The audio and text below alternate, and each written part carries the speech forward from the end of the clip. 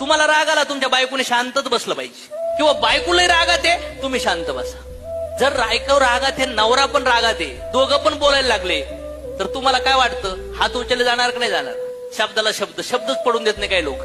नवरा जर म्हणला ना तुला काही जमतच नाही, हा तुमच्या खानदानात तर पार लईच मोठं लईच ज्ञानी आहे तुम्ही, नवरा एक शब्द एकूण 6 वर 6 चालू होतील. आता नवरा बिचारा सहन करणार असेल तर ते बिचारा खाली मान घालून जर निघून जाईल, पण नवरा जर सटकलेला असेल ना तर लाटण्याने हाणायला बसलाय. ज्या बायकांना असं वाटतं घरात संसार चांगला व्हायला पाहिजे, त्यांनी तोंडाला थोडस कुलूप लावा. जेव्हा नवरा असं वाटतं तुम्हाला लई बोलू राहिलाय, लई झापू राहिलाय, अपोजे, तुमची काळजी घ्या. पहिली, समुद्रात लई पाणी आहे, पण जहाज तोपर्यंत बुडत नाही तोपर्यंत होल नाहीये. ते पाणी म्हणजे नवऱ्याचा राग आणि जहाज म्हणजे तुम्ही, तुमचे विचार. आतून बैर होऊन जा, बस भोकत कवर बघाय तुला. पण जर हेच तोंडाने बोलल्या ना तर मग मान्य.